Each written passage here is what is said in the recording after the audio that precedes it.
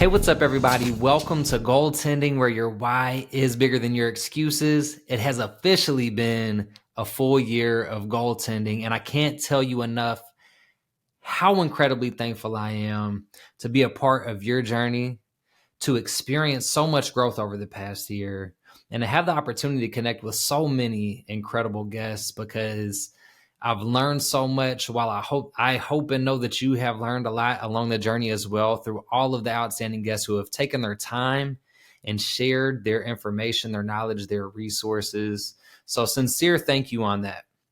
Now, a new year is a great time for reflection, and it's also a great time to set goals for the future.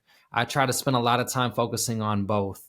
As we go into a new year, I feel like it's such a great time to really just hone in on that reflection piece for sure.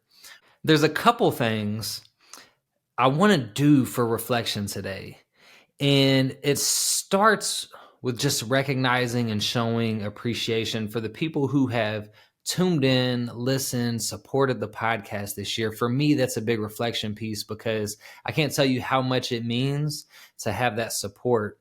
And part of that also comes from the engagement on social media, online, and sending messages, responding to questions that I ask.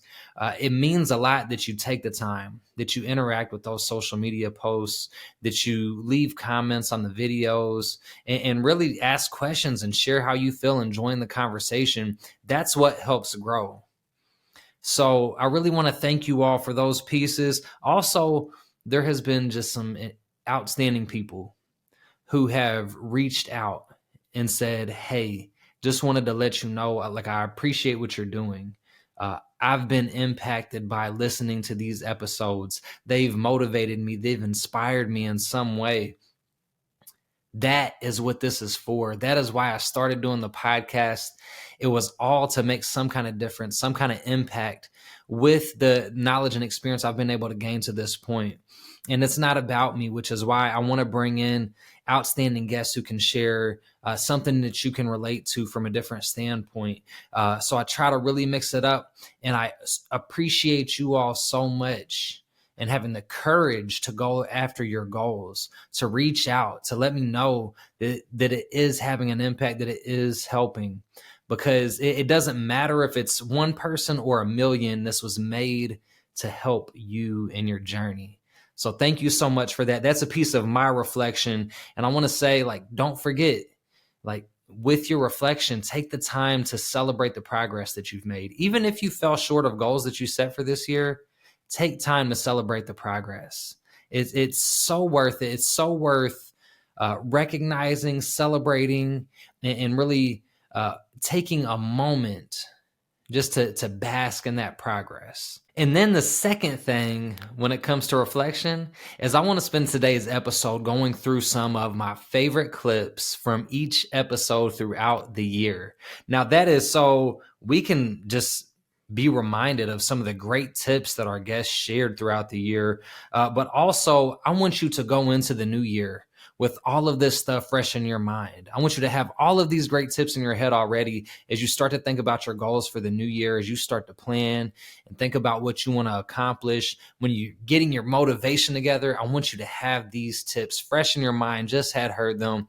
So part of today's episode is just going to be going through that reflection piece, going through clips from every episode. I hope you enjoy that piece. And before we get into the clips, I want to get into the setting goals piece for the new year and share what my favorite thing is, my favorite tradition for New Year's. And that is, my wife and I every year on New Year's Eve work on our vision board together. So we've already been talking about our goals. So it's not like we're just starting to the conversation of the goals that we want to accomplish in 2024, but it's taking those goals and it's putting it onto a board that helps us visualize and see the goals that we're going after as a visual reminder daily, something that we can interact with and update consistently. So our vision board has things like our monetary goals for the year that we're able to consistently track and keep up with.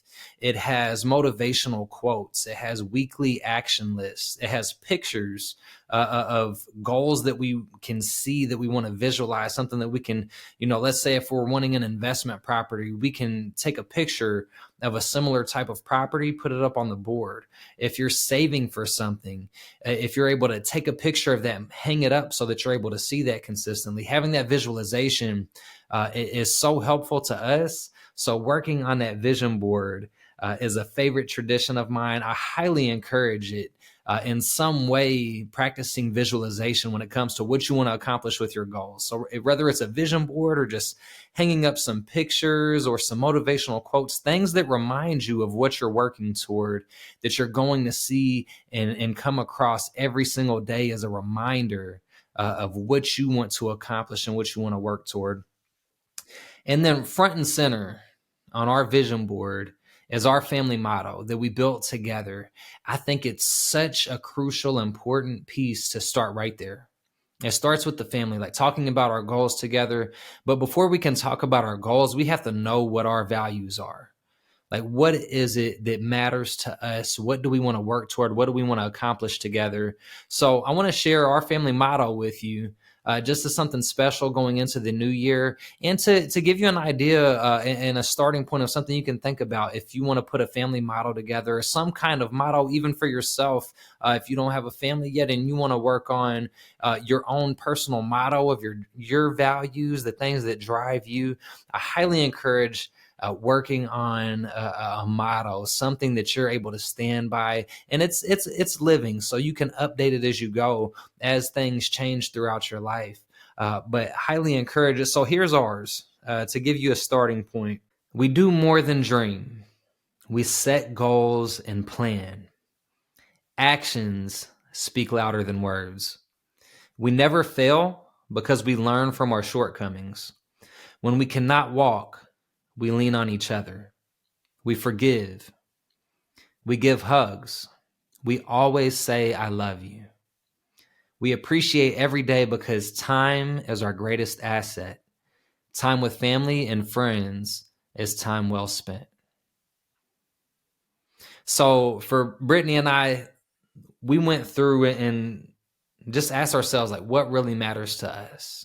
What values do we want to share with and pass on to our kids?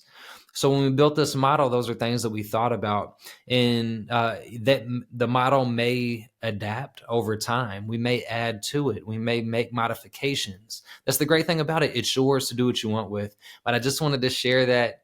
I hope that you all, build your own motto. Get clear on what your values are as you're thinking about your goals, as you're reflecting on the new year.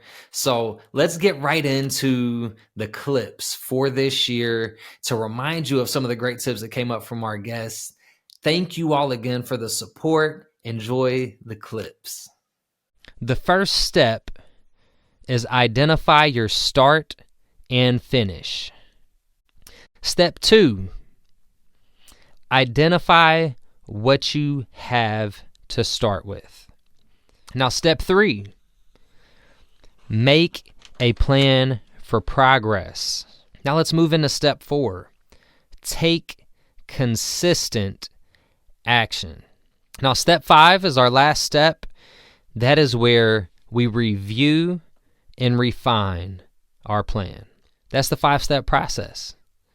What I've realized at multiple points in my life is that there are things that you don't know if you can do, that you don't know if you have the capability to do. That's scary at times, right? It's to face that fear head on and to go after it. Ask to do that extra thing, push to do those extra steps.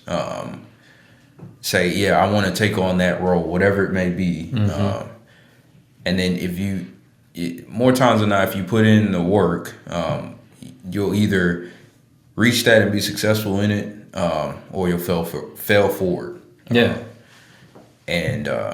Just taking on responsibility, it requires growth.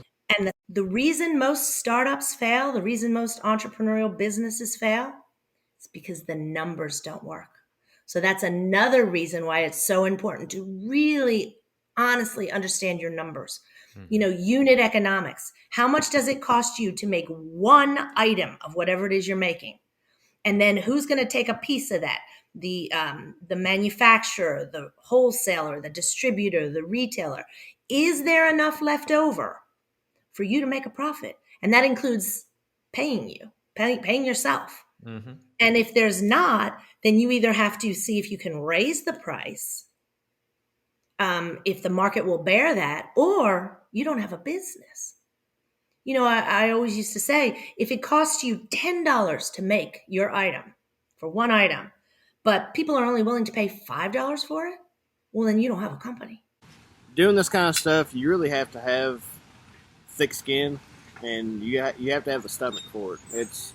It's definitely a roller coaster. There's a lot of good highs. I mean, we're sitting in Antigua, but there's a lot of lows, and that's really the part, fighting through those and understanding why you're doing it, and really helps you get through it.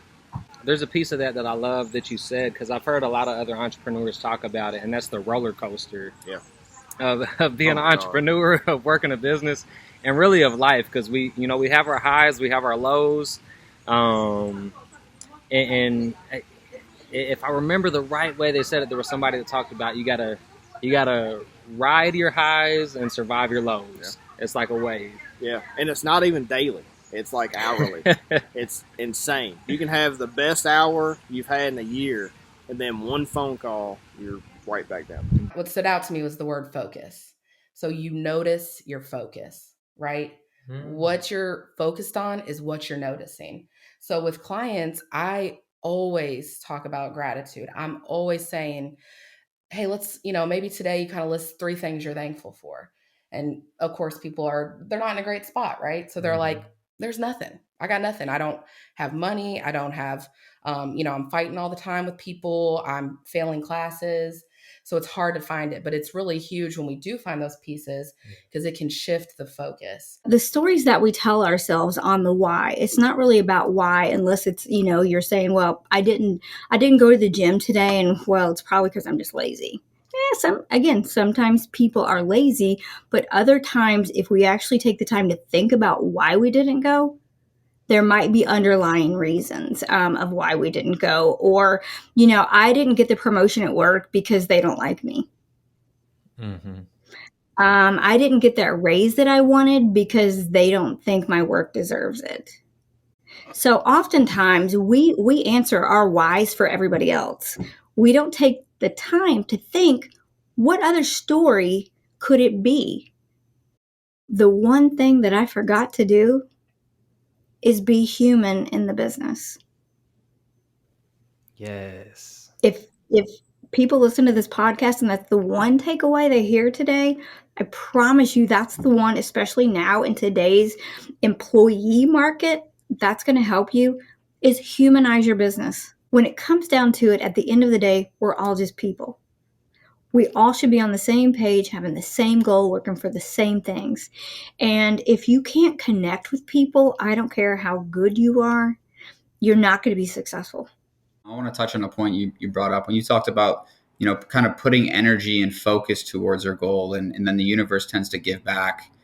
I've heard many people say, oh, how lucky someone is, or for maybe getting a position or getting an opportunity, right? And I think about that a lot too, because I think I found that I don't really necessarily believe in the concept of luck. I think that luck comes from preparation and timing, right? Giving energy towards that goal you're trying to reach, whether it's educating yourself on a topic or, going to the gym, working out, whatever it is, you're preparing for that moment. And when that moment comes, you're prepared to accept it. You're prepared to meet it head on and to succeed. So, I think the first step is to figure out, what your goal is, and to begin to make a plan and put energy towards it and surround yourself with the right people. I've actually got to be okay looking bad at times.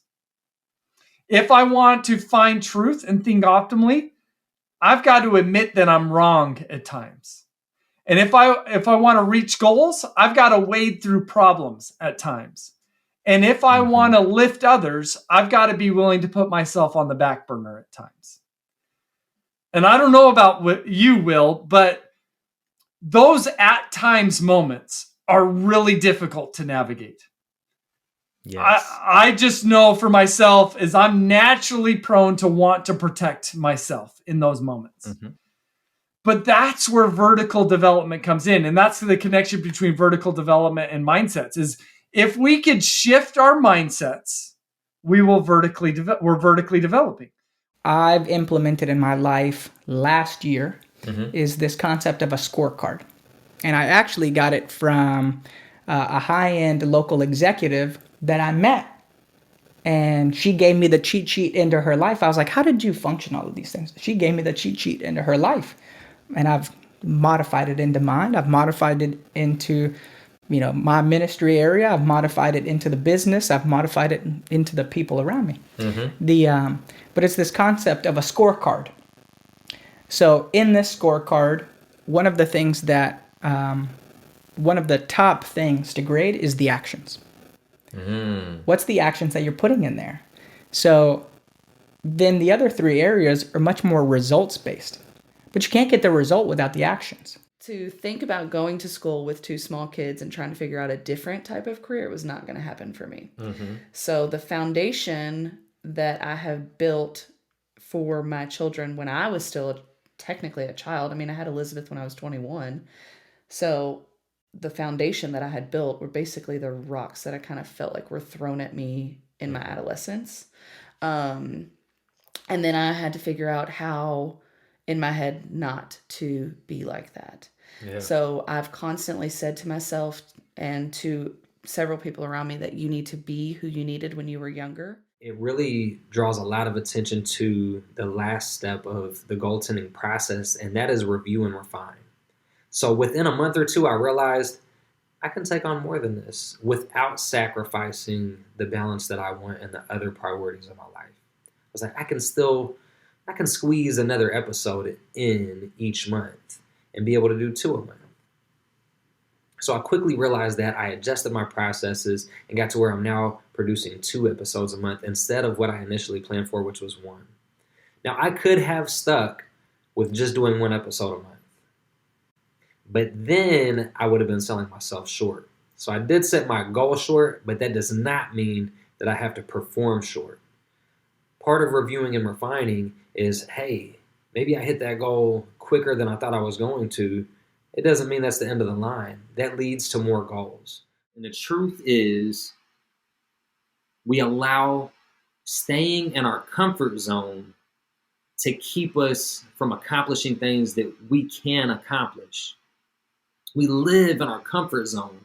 We want to be comfortable. We don't want to look bad in front of people. What if you accepted that it's okay to fail? What if you accepted that it's okay to look bad in front of people? And what if you stopped telling yourself that you can't do something just because you haven't done it before? Eliminate those things that are not serving you, not helping you reach your goal, and really hone in and figure out what is your why, what is driving you. Why does it matter for you to remove the things that aren't serving you? Why does it matter for you to be taking actions that, hey, there's going to be days where I don't want to do this? You're absolutely going to have days like that. But when you can be disciplined and you can remind yourself of that strong why that you have, you overcome your excuses. And that's exactly why the podcast is focused on finding a why bigger than your excuses. So when you can find that, you can remove the excuse from your life. You focus on your why, and you can start taking that deliberate action. You can start prioritizing appropriately to get to where it is you want to be. What seeds are you watering? So I was angry a lot, and I was putting a lot of my time and my focus toward the anger. So I'm watering the seeds of that anger, which is allowing the anger to continue to grow and to continue to take over my life and prevent the growth of other positive emotions. So when I recognized that, I started to put more deliberate and intentional focus toward positive emotions. I started to water the seeds of positive emotions and happiness and gratitude. And when I started to put my focus on those emotions instead of my anger, it's not that I wasn't angry anymore. It was that I was helping the positive emotions grow to where the anger was still there and I could feel it when it happened, but I was able to process it differently and in a more healthy and effective way that was not harmful to my mental well-being. Everybody has something different going on in their lives. Yeah. It depends on what is your motivation, what is driving you to this point. It can't just be your dress size. I'm sorry. Right. It can't be or your pant size or your waist size. Mm-hmm. That's great but the problem is that usually was like, screw it. I'm going to have the Taco Bell or whatever. It has to be something bigger than that. So it has to be health. It has to be doing it for my kids. It has to be because I want to be the best parent, the best grandparent. It has to be bigger than just that. And so I relate it to like sports teams. So every good sports team comes into a game with a plan. And then when the game starts, the other team has a plan. And they have to be able to adapt. If you just stick to one game plan for the whole game against a team with a different game plan who's trying to stop you, if they are successful in stopping you and you don't adjust, you lose the game. And in this situation, the game is life. You have to make it non-negotiable in your life, whatever it is you want to accomplish. You have to go after it, go get it. Don't let obstacles stop you. Don't make excuses. If you actually want it, you determine what the actions are you need to take and make it non-negotiable. I guarantee you will succeed. I guarantee you will accomplish what you want to accomplish if you make it non-negotiable. I'm sure you all have heard the phrase, work smarter, not harder, right? I mean, people say it all the time, and I don't disagree with that. You need to be working smarter to be efficient toward what you're trying to work toward. But I want to add in a modification to that, something to consider, something for you to take away, and that is work harder at working smarter. So don't just not work hard. Don't just try to work smart so that you can get away with things. Work hard at being smart and getting more effective at everything. Gamify the things that you do. Find processes that work for you that you can be more efficient at. Work hard at finding those efficiencies. Work hard at working smarter. If you can do that, you'll earn that rest. One of the things that you said last time that I absolutely loved had to do with practice. Do you remember how often you said we should practice? Every day. Every day. Now, have we practiced every day? No. I had school a lot and dance. Yeah, we have other competing priorities sometimes, but we do our best to try to practice every day. And so sometimes we miss it, and then what do we do when we miss it? Do it the next day. That's right. We keep going. We just do it the next day. So it's totally okay if we don't get to practice every day, but we want to keep doing our best to make progress toward our goals. I think what we don't do enough is we don't allow our kids to struggle, and especially when they're older. And that's when they break down because they are used to someone coming in and being like, it's okay, because we do as parents. It is hard to see our kids struggle or not be, successful, especially when they have that look that from your kid and you just want to be like, it's okay. And I'm not saying that you can't encourage them, but teaching them realistic things, because when they're out there on their own, they're going to have to cope and understand how to get through a challenge. I knew in my mind I needed the business. I wanted a practice. Mm-hmm. So I tell clients all the time, you can see the vision, but you look at the vision to remember the goal, and then you need to come back to the present to take the step. Right? I like that. Yeah. So we look, we take a glance. We're not going to stare. But we know it's out there. Like the practice is out there. All right, now I need to come back in and check off the boxes on the checklist. Let's get the business, right? So I feel like I don't want to beat a dead horse, but it really is just one step at a time, one foot in front of the other. The reality is, if you can have the discipline to create a system save into it and purposefully live within your means, it's going to relieve so much anxiety and guilt and second guessing in your everyday life.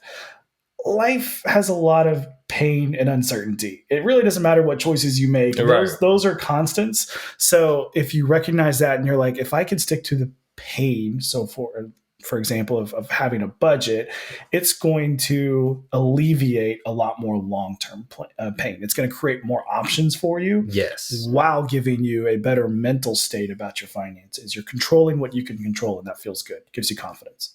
Wow. I loved listening to those. I appreciate your support throughout the year so very much. The words can't say it enough. Thank you all.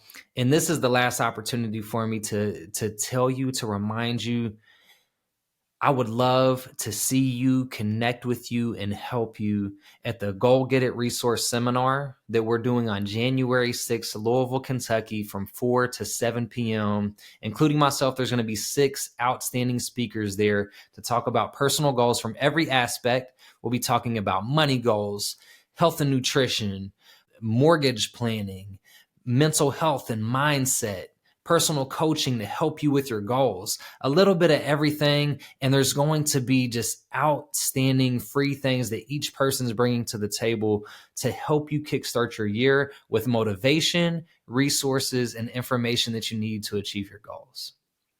I want to say Happy New Year to you. I hope you've enjoyed the holiday season.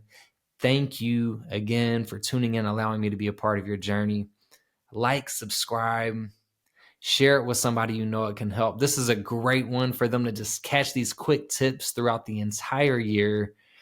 And please comment with your thoughts and questions to join the conversation, and let's grow together.